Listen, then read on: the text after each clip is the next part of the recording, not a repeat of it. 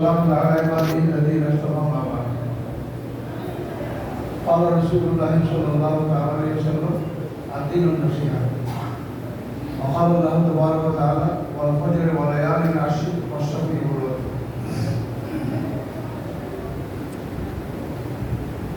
শাওয়াল জিলহজ হজের মাস।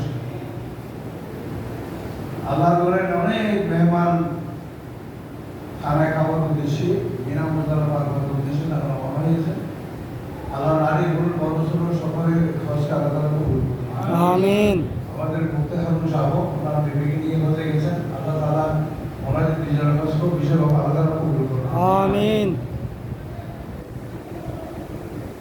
আমি একটি বিষয়ে আপনাদেরকে এখানে কিছু কথা শোনার দাওয়াত দিয়েছি।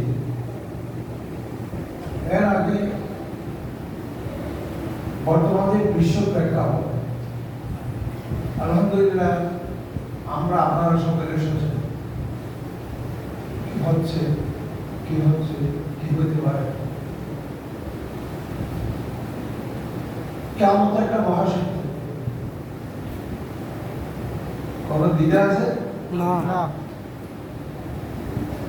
আল্লাহ তাআলা যে কেমন সাহায্য করবেন, আল্লাহ রাসূল সাল্লাল্লাহু আলাইহি ওয়াসাল্লাম অসংখ্য হাদিসে তার কিছু পূর্বাভাস উল্লেখ করেছেন, যেগুলি আমরা বলি আমাদের আলামত। মুহাদ্দিসিন উলামা, ইসলামী পণ্ডিত এবং বিশ্লেষকগণ এগুলিকে দুভাগে ভাগ করেছেন, কিয়ামতের ছোট আলামত, কিয়ামতের বড় আলামত।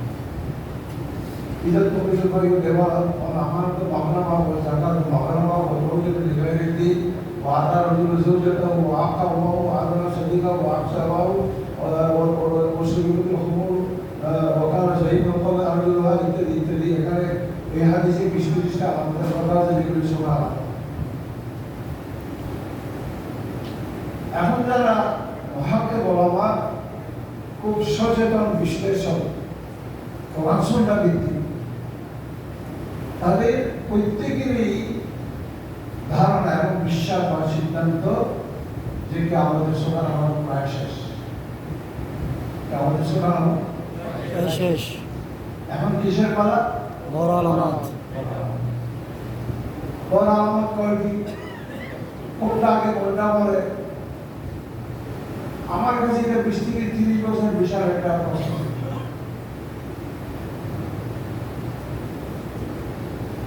বড় আলামত মত কয়টি? কোনটা আগে কোনটা পরে? এটা আমি সমাধানে পৌঁছতে আমার 20 থেকে 30 বছর সময় লেগেছে। আমি নিজের কামরার বাসায় বসে বসে সারা পৃথিবী ঘুরি,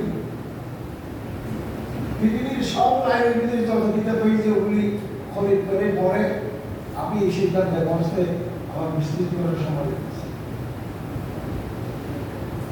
কিয়ামতের বলা আমার সংক্রান্ত অনেকগুলি হাদিস আছে, অনেকগুলি হাদিসে কিয়ামতের বলা আমার 10টি 12টি 14টি 3টি 5টি 7টি অনেক হাদিস। তো আমি মুসলিম জাহানের আরব জাহানের কোনো আগে বাদ দিয়ে কোনো লাইব্রেরির বাদ দিই এবং আমাকে অনুসন্ধানী বানিয়েছে আরো 50 বছর আগে হযরত মুফতি ফজলুল সাহেব রাহমাতুল্লাহ। হুজুর চলমান ফিতনা, আগত ফিতনা বলে কি হুজুর খুব চিন্তিত করেন। বেশিরভাগ এই বিষয়ে হুজুর বয়ান হযরত ইমাম মাহদী রাদিয়াল্লাহু তাআলা আনহু আলোচনা মুফতি ফজলুল সাহেব হুজুরের মুখে যত শুনেছি, পৃথিবীর কোনো আলেমের কাছে তার ধর্মকে একবার শুনি। সুবহানাল্লাহ। অতএব তাকে করতে আমি বহু বড় মূল্যবান একটা কিতাব পেয়ে গেছি। আবুধাবি লাইব্রেরিতে রয়েছে কাতার আল এরশাদ সাহা আল্লামা মারদুদি রহমতুল্লাহ আরো 20 বছর বা 30 বছর আগে হচ্ছে। কিয়ামতের আলামতের উপরে এনেছে ব্যাপক আর কোনো কিতাব। ওই কিতাবের সন্ধান আমি কিভাবে পেলাম? শান্তি চুক্তির বিরুদ্ধে লড়াই করে 2000 সালে জেলে গিয়েছে। তারা ফটকে কারার গেইটি সব তবলিগি সাথীরা করার জন্য তৈরি, আমাকে তাদের ওয়ার্ডে নিয়ে যাবে। আমার বললেন ভাই তো আমি তো আপনাদের আসি, কিন্তু আমি এইবারে শিবিরের ওয়ার্ডে থাকবো। তখন আমার ভিতরে আছে যারা আল্লাহ রসুলের বিশ্বাসী সবাইকে আমি রাজনৈতিকভাবে অর্থভাবে ঐক্যবদ্ধ করব। শিবির জামাতের সব নেতাগুলি একসাথে আমি তো কোথাও আমার এখানে কারাগার শিবির জামাতের প্রায় 50 জন নেতা একই ওয়ার্ডে। ওখানে আমি 55 দিন ছিলাম, এরপর আমার জামিন হয়েছে 50 দিন মগরিব থেকে এসা 2 ঘন্টা তাদেরকে ওয়াজ করেছে। এখন তোমাদের ভিতরে অনেক লোক, তোমাদের মধ্যে অনেকে অনেক মেধাবী, তোমাদের প্রেরণা জজবা আবেগ নিঃসন্দেহে এটা প্রশংসার দিক, কিন্তু তোমাদের ভিতরে তাকওয়ার ঘাটতি আছে। কিসের ঘাটতি আছে? তাকওয়া এবং আল্লাহ কালামকে ভালোবাসার ঘাটতি আছে।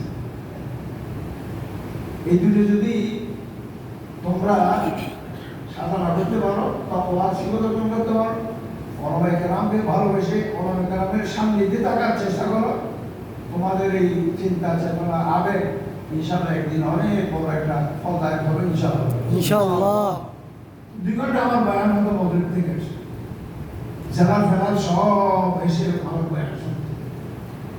একদিন তারা বললো হুজুর আগামীকাল শুক্রবার আমরা সূরা কাহাফ ভিত্তিক আলামা থেকে আমাদের উপরে আপনি বয়ান শুনবেন। আমি মাওলানা মৌলভী আল্লামা যাই কিছু ইলাহা করি, আমি মুতালা ভিত্তিক কিতাবে কোরআনে হাদিসে ফাকায়ে তাফসীরে ইতিহাসে অন্যান্য গ্রন্থগুলিতে চোখে দেখেছি পড়েছি এরকম কথা ছাড়া জীবন আমি কোনো কথা বলি না। তা আমি এই বিষয়ে বক্তব্য রাখবো, কারাগারে ভিতরে আমি কিতাব পাবো কোনটা? লাইব্রেরিয়ানকে ডাকলাম, ভাই তোমার ক্যাটালগ দাও। এবারে কিছু বই পাইলাম কি আমাদের প্রকাশ দিয়া, এবং হয়তো মুফতি শফির রহমতুল্লাহ বাংলার মাদারুল কোরআন কিতাব সূরা কাহফ পড়া শুরু করল।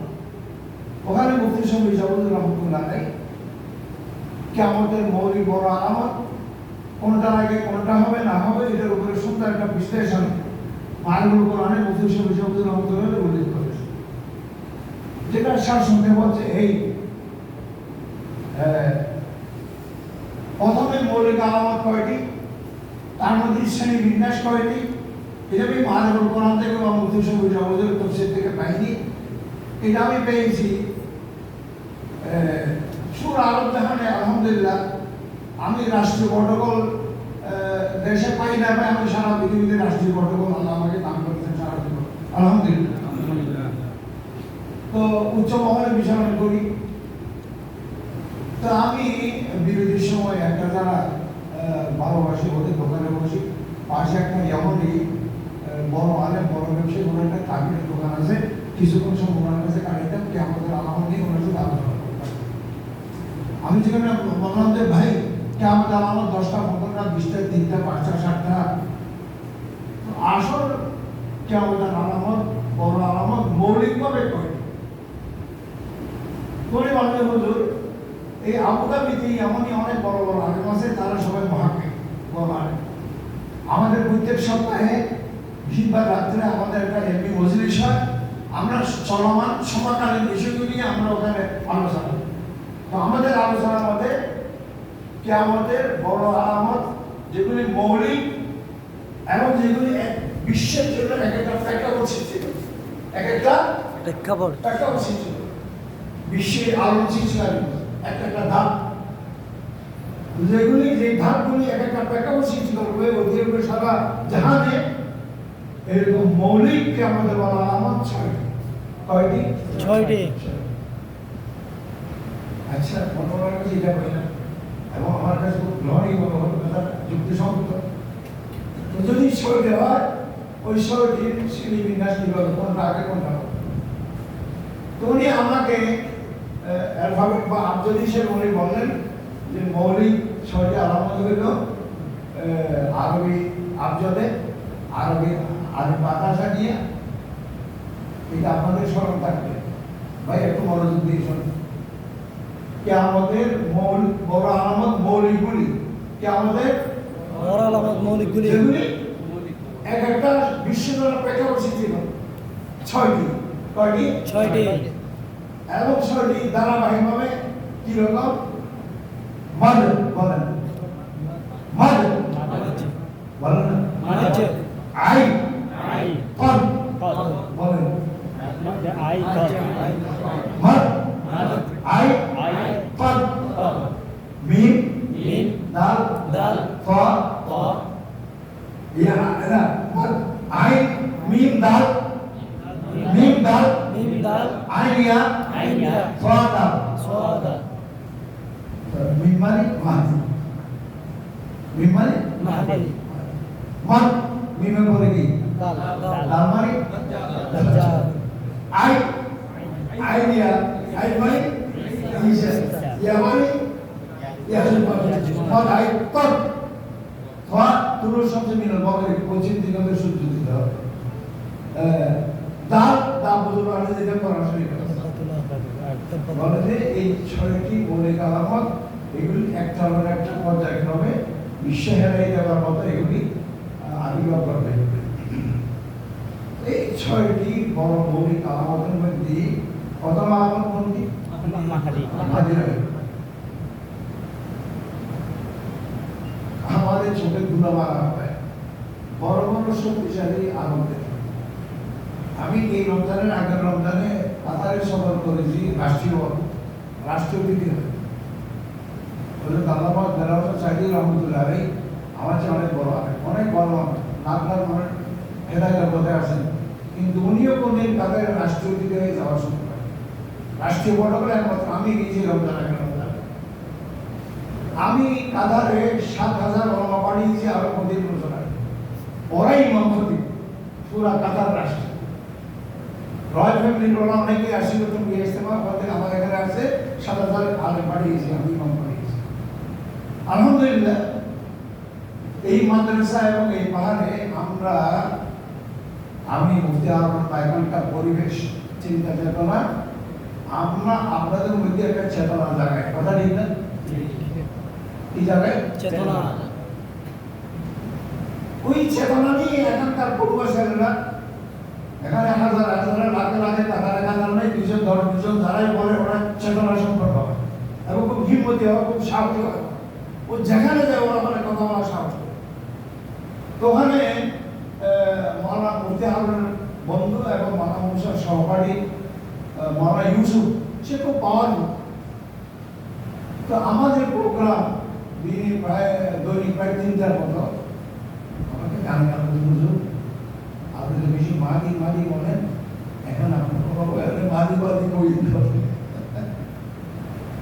এরা এগুলি বিশ্বাস করে না, এরা এগুলি পছন্দ করে না, অর্থাৎ আপনার প্রোগ্রাম আমরা তো ডানে বামে সামনে পিছনে উপরে নিচে দিনে রাত সকাল সন্ধ্যা আমরা ভয়ঙ্কর ভাবে প্রতিটি কদমে কদমে নিঃশ্বাসে পেছনে ঘুমিয়ে চেতনে ইহুদিদের ধূম্র যাবে বেড়া যাবে আমরা আবদ্ধ হয়েছি, কথা ঠিক? ওইসব দেশগুলি কি ইহুদিরা গ্রাস করেছে? অতএব ভাই মুক্ত মনে মুক্ত বাতাসে মাঝে মাঝে এখানে করে দিই।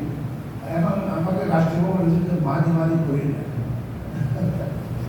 ইনশাআল্লাহ মাদের আবির্ভাব মহাসত্য ইনশাআল্লাহ ইনশাআল্লাহ ইনশাআল্লাহ। কোন সময় এটা নির্ধারণ নেই। মার নির্দেশ আছে মহাকর, কোন মাস? তারিখ নির্দেশ আছে 10 তারিখ। স্থান নির্ধারণ আছে আল্লাহর সামনে রোপণে মানি আর মাকামি বলবেন মাঝখানে। এই ধারণা নিয়ে আমি এত বড় আল্লাহকে নিয়ে দেশের চলমান সংকট আর পেরেশানি সমস্যার জন্য সারা পৃথিবীর অশান্ত বিশ্বের জন্য আমি ওনাকে বলতে ওরা গাড়ি রাখে আমাকে না লাগে, ভাই চলো আমরা এইবারে 10 তারিখ খেলা করে ইমাম মাহাদিকে যদি পেয়ে ধরে দেওয়া ইমাম মাহাদিকে না বলে নিশ্চয় কিছু না কিছু দেবো। আলহামদুলিল্লাহ ওই ছিল 17 জুলাই, আমরা ওখানে মহরমের 10 তারিখে উমরা করেছি। আলহামদুলিল্লাহ বাংলাদেশে আমূল একটা ঐতিহাসিক পরিবর্তনের জন্য ওই দিন বিপ্লবের সূচনা হয়েছে 17 জুলাই। আল্লাহ আল্লাহ। এইবারও যাবো ইনশাআল্লাহ ইনশাআল্লাহ ওই মহরমের 10 তারিখ এটা 6 জুলাই বা 7 জুলাই মহরমের 10 তারিখ হবে 3 তারিখ যাবো মুক্তার সাহেবের সাথে কথা হয়েছে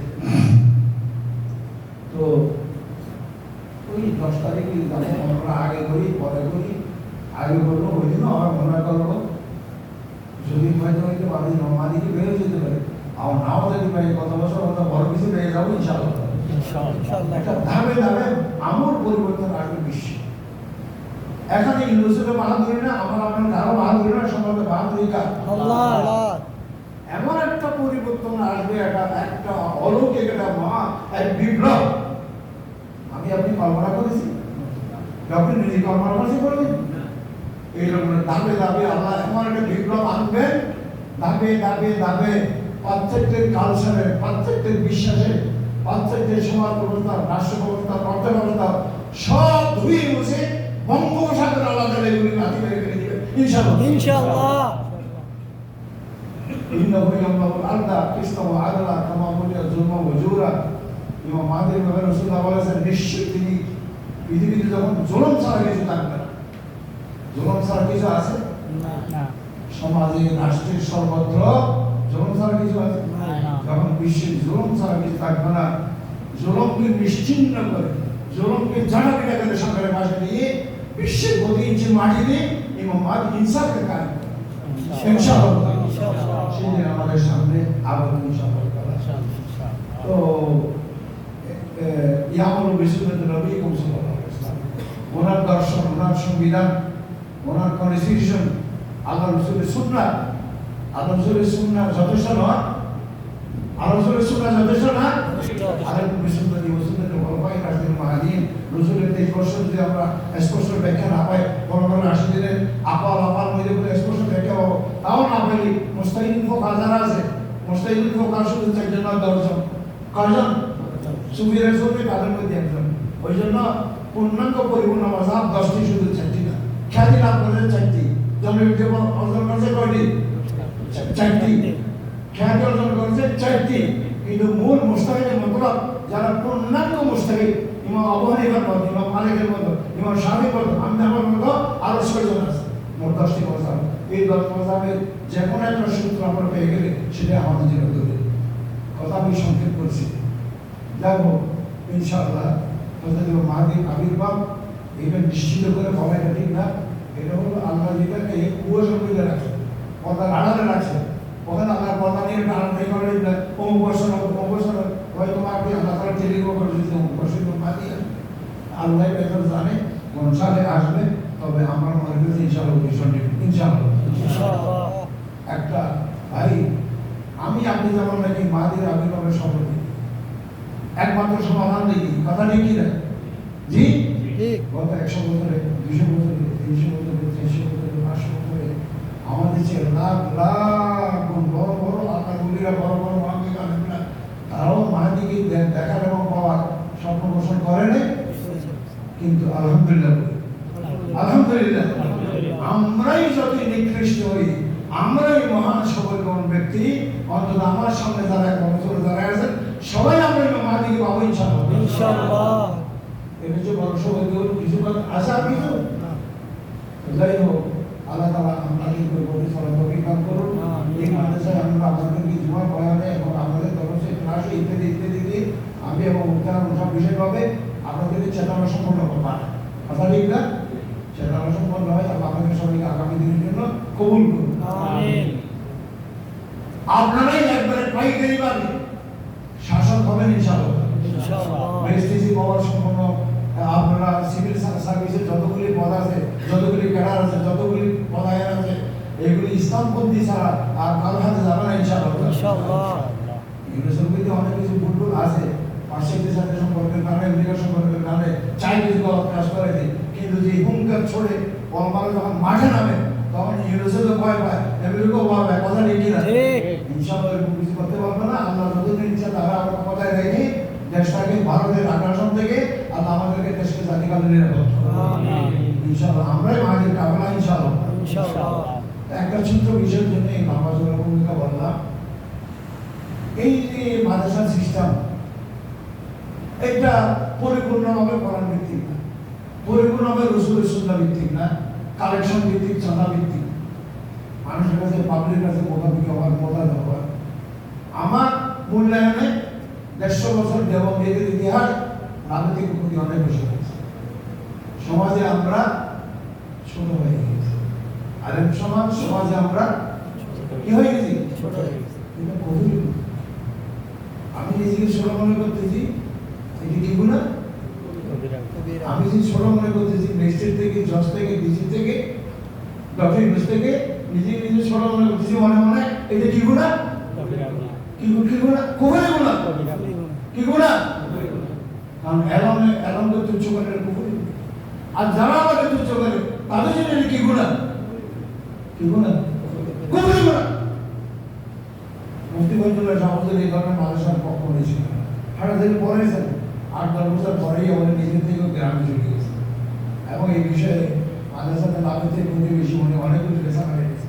যাই হোক, তো চলমান রেওয়াজের কারণে আমরা এখন রমজানে আপনারা কিছু দিলে নি, কোরবানি চাপা দিলেও নি, ইত্যাদি ইত্যাদি ইত্যাদি।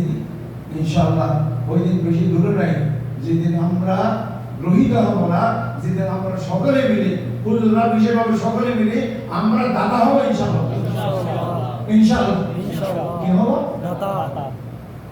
আপনাদের জন্য সুসংবাদ হিসেবে যাবে। এখানে এসব গরমের দুর্গা তাই তো মসজিদ, অনেকে আমার মুখে শুনেছেন, অথবা শুনবেন। এখানে আমি রাসূল পাক সাল্লাল্লাহু আলাইহি ওয়াসাল্লামকে শুয়ে দেখেছি। আল্লাহু আকবার, কি অবস্থায়! এখানে শুয়ে রাসূল ডানকার বেঁচে নেই। আমি দৌড়ি যখন ঢুকে দেখি রাসূল এখানে ডানকার বাবার বেঁচে নেই, আমি এসে রাসূল পাক সাল্লাল্লাহু আলাইহি ওয়াসাল্লামের কপালে চুমা দিয়েছি। আল্লাহু আকবার, আমার রাসূল সাহেব হেসে দিলেন। আর তার উম্মতের জন্য, উম্মতি শুধু হাসানের মাঠে না, আল্লাহর হাবিব যে শুয়ে আছেন ওখানে উম্মতি ছাড়া আল্লাহর রাসূল আর কোনো বেঁচে নেই আছে? ফিলিস্তিনে এইভাবে মানবতাকে নিধন করা হচ্ছে, প্রত্যেকটি শাহাদাতের ঘটনা আল্লাহর রাসূলের কাছে পেশ করা হচ্ছে না? আল্লাহর হাবিবের কলিজা মোবারক ফেটে যাচ্ছে না?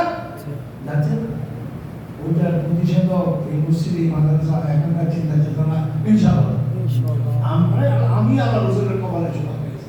আল্লাহ হাবিব খুশি হয়ে শান্ত হয়েছেন। এই মাদ্রাসা অনেক জায়গা আল্লাহ রাসূলকে স্বপ্নে দেখেছে। আল্লাহ তাআলা এই মাদ্রাসাকে আপনাদের সঙ্গে কবুল করুন। আমিন।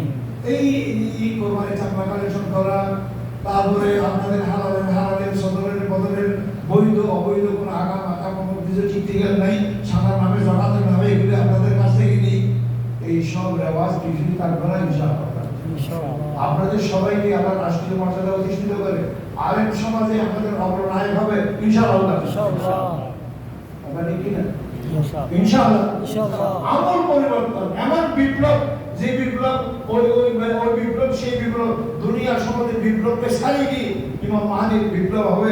ভয়ঙ্কর একটা সারা পৃথিবীতে ভূমিকম্প চালানোর মতো একটা বিপ্লব সংঘটিত হবে সারা বিশ্ব ধরে ইনশাআল্লাহ। উনি মদিনায় জন্মগ্রহণ করেছেন, ওনার নাম মোহাম্মদ, ওনার আপনার আব্বার নাম আব্দুল্লাহ, আমার নাম আমেনা। উনি আবির্ভাবের সময় হবে, উনি তাইফে শান্তমনে থাকবেন। আবির্ভাবের সময় একদম সন্নিকট হয়ে গেলে উনি হেরবে মক্কায় চলে আসবেন। কেউ ওনাকে চিনতে পারবে না, বুঝতে পারবে না। যেই দিন আশুরার রাত হবে সেই দিন আসমান থেকে আওয়াজ আসবে, হাদা খলিফাতুল্লাহিল মাহদী, ইনি হচ্ছে আমি আল্লাহর প্রতিনিধি মাহদী। আল্লাহু আকবার। আল্লাহু আকবার। ওই আওয়াজের পরে কোথায় যাবে মোহাম্মদ বিন সালমান, কোথায় যাবে বহু শক্তি, কোথায় যাবে আমেরিকা। ওই আবির্ভাব সন্নিকট ইনশাআল্লাহ। তখন উনি পুরা মক্কা মদিনা জজিরাতুল আরব নিয়ন্ত্রণ করে, পুরা মধ্যপ্রাচ্য নিয়ন্ত্রণ নিয়ে, এবং ভারত যুদ্ধ বা গাজওয়াহীন এটা হবে কি হবে না? হবে ইনশাআল্লাহ। আল্লাহ রাসূল বলেছেন নাসাইশের রিওয়ায়াত, সাহাবাতানে মিন উম্মতি মুহাম্মাদান মিনান নার, আমার উম্মতের দুটি শক্তিশালী দল জাহান্নাম মুক্ত হবে। এসাবাতুন তাকতুল হিন্দা, 100 দল যারা ভারতের বিরুদ্ধে লড়াই করে ভারত জয় করবে ইনশাআল্লাহ। এসাবাতুন তাকুনু মা ঈসা আলাইহিস সালাম, আরেকটি শক্তি যারা ঈসা আলাইহিস সালামের সাথে হবে। অতএব গাজওয়াহীন অতি সন্নিকট, এবং গাজওয়াহীনদের চূড়ান্ত ফায়সালা হযরত ইমাম মাহদীর নেতৃত্বে হবে ইনশাআল্লাহ। ওই হাদিসটা কি? ইউতা ইলাইহি বিমুলুকিল হিন্দি মগরুমিন। ভারতবর্ষে বিদ্রোহী মূর্তি পূজারী ইহুদির পরে যারা মুসলমানদের সবচেয়ে বড় শত্রুতা পোষণকারী, কোরআনের ভাষায় তাদের দিনের না সন্তান আছে আদাওয়াতা লিল্লাযিনা আমানু আল ইহুদা ওয়াল্লাযিনা আশরাকু ওয়াল্লাযিনা তোমরা নিশ্চয়ভাবে মুহাম্মদের প্রতি সবচেয়ে শত্রুতা পোষণকারী ইহুদিদেরকে এবং মুশরিক পৌত্তলিকদেরকে। ইহুদিদের পরে মুসলমানদের সবচেয়ে শত্রুতা পোষণকারী কারা? মুশরিক পৌত্তলিকেরা। তারা যখন মুসলমানদের সহ্য করতে পারবে না, মুসলিম দেশগুলি পাকিস্তান বাংলাদেশ ধ্বংস করার বিভিন্ন ধরনের অপকর্ম তাদের মাধ্যমে তারা শুরু করবে। এবং তখন কি হবে?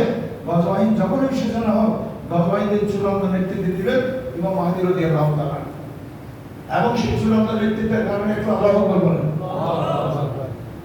যারা এই গজওয়াহিদের যুদ্ধ ঐতিহাসিক, ওখানে মুসলমান বিজয়ী হয়ে দিল্লি দখল করে, দিল্লি জামা মসজিদের লাখ লাখ আমরা সবাই জুমা আদায় করে ইনশাআল্লাহ ইনশাআল্লাহ লক্ষ লক্ষ রাজন্যবর্গ, জমিদার এবং রাজারা ওখানে এখানে আছে। জমিদার, রাজন্যবর্গ, রাজারা, জমিদারেরা লাখে লাখে তাদের পায়ে বিড়ি লাগিয়ে তাদেরকে পেশ করা হবে। মক্কার পর মদিনার পরে সাধারণ জাহান নিয়ন্ত্রণে আনার পরে ইমাম মাহদী রাদিয়াল্লাহু তাআলা লাখ লাখ লাখ মুসলমান মুজাহিদিন তালিবুল নিয়ে হিজরত করবে মুলকে শাম। আল্লাহু আকবার। কোথায়? মুলকে শাম। শাম চারটা দেশকে বলে সিরিয়া, ফিলিস্তিন, লেবানন, জর্দান। সিরিয়া, ফিলিস্তিন, লেবানন, জর্দান, এটাকে মুলকে শাম। মুলকে শামের রাজধানী বাইতুল মুকাদ্দাস, দামেস্ক। মুলকে শামের রাজধানী দামেস্ক, কিন্তু ধর্মীয় রাজধানী, হাসরের মাঠের রাজধানী, দুনিয়ার রাজধানী এটা জেরুজালেম, এটা ফিলিস্তিন। ইনশাআল্লাহ তাআলা এইটার সামনে ইমাম মাহদী রাদিয়াল্লাহু তাআলা যখন এই দামেস্কে সারা বিশ্বের রাজধানী ঘোষণা করবেন, ভারতবর্ষের সকল রাজন্যবর্গকে পায়ে বেড়ে লাগিয়ে ইমাম মাহদীর কাছে এই সমস্ত লাখ লাখ বন্দীদেরকে পেশ করা হবে ইনশাআল্লাহ। ছেলেগুলি পুরুষগুলি গোলাম হবে, মেয়েগুলি বাঁধি হবে, গনিমতের মাল হিসেবে বন্টন হবে। আল্লাহু আকবার বলেন। বাঘে বলে তখন ইন্দ্রিল্লাহ করি না, লাহরও করি। হাঁস ধরা কামড়া কিছু বলবো না, হাঁস দেওয়া কামড়ে না কিছু বলবো না। বাঘে পড়লে ইন্দ্রিল্লাহ করি না, লাহরও করি না ইনশাআল্লাহ। ইনশাআল্লাহ বাঘে পড়বো না, এগুলো গোলাম বাঘেগুলি বাঘে পড়বে না ভাই। আল্লাহ রাসূলের যতগুলো যুদ্ধ ছিল সমস্ত যুদ্ধের সকল পুরুষ কি হয়েছে? গোলাম। কি হয়েছে? গোলাম। আর মহিলাগুলি বাঘি হয়েছে। বড় এরকম গোলাম আর বাঘি হবে ইনশাআল্লাহ। আমি বলতেছি যাই হোক ভবিষ্যৎ আমাদের জন্য ইনশাআল্লাহ। সাময়িকভাবে রমজানে যা দেন কোরবানি চামড়াগুলি আপনারা হুজুর নিয়ে যান। আমার বাসায় চামড়া আছে ভাই, আমরা রুটি করে মানুষ কোন দিকে দৌড়াবো, কোন দিকে দৌড়াবো। ইনশাআল্লাহ প্রত্যেকে যারা কোরবানি দিবেন এইটা চামড়া বিক্রি না করে প্রত্যেকেই এই কোরবানির চামড়া এই মাদ্রাসাকে দিবেন ইনশাআল্লাহ। এবং বাসায় রেখে দিবেন, সম্ভব হলে একটা সিজিনে দৌড়িয়ে এখানে দিয়ে গেলেন। আর যদি অসুবিধা হয় টেলিফোন নম্বরগুলি থাকবে আপনাদের কাছে লিফলেট দেওয়া হবে। এবং আমরা নিজেকে মুসলিম সাহুজুরের নম্বর, অনেকের নম্বর আছে, বলো হুজুর আমি এখন ব্যস্ত হয়ে গেছি, গরু কাটা নিয়ে মেহরবানি একটা কাউকে পাঠান, আমার পাশে একটা চামড়া আছে, সব চামড়াগুলি ইনশাআল্লাহ মাঝে দেবো তো ইনশাআল্লাহ। এইবারে ইউনিসেফ সরকার এবং বাণিজ্য উপদেষ্টা প্রশংসার দাবিদার, সেটা এইখানে আমল থেকে আরম্ভ করে জিরোমান আমলের নীতি অমুকাত্মক রাষ্ট্রীয়ভাবে সরকারিভাবে যাতে কোরবানির চামড়া যথাযথভাবে মূল্যায়ন হয় এবং মাদ্রাসাগুলি উপকৃত হয় এরকম পলিসি আগেকার কোনো সরকার গ্রহণ করে নেয়। কথা ঠিক কিনা? এই জন্য ডক্টর হোসাবুদ্দিন জামাত পাওয়ার যোগ্য এবং যোগ্য। এখন জমাতের সময় হয়ে গেছে। আল্লাহ তাআলা আমরা পাই যা পারি, যখন যা পারি মাদ্রাসার জন্য সব সাহায্যগুলি আমাদের শরীয়তপুর আলিমান আছে, প্রাইমারি আছে, মহিলা মাদ্রাসা আছে, এটা আছে, ওইটা আছে, সেটা আছে, এখানে 98 খরচ আছে, এগুলি আপনারাই সবচেয়ে বেশি জানেন। এগুলিতে আল্লাহ তাআলা আমাদের সবাইকে আল্লাহ রাস্তায় খরচ করার তৌফিক দান করুন এবং খুব সহজভাবে কোরবানির চামড়াটা এবারে 1000 কম হবে না, পড়ল 1100, 1200, 1300, 1400 হতে পারে। এবার এটা মাদ্রাসার জন্য অনেক বড় একটা একদিনের মেহনতে অনেক বিশাল একটা আয়, একটা এমন মাদ্রাসার জন্য হবে। আশা করি আপনারা সবাই সহযোগিতা করবেন ইনশাআল্লাহ। জমা করে যাবো এখন যাদের সুন্নাত থাকে আমরা সুন্নাত করি। আসসালামু আলাইকুম।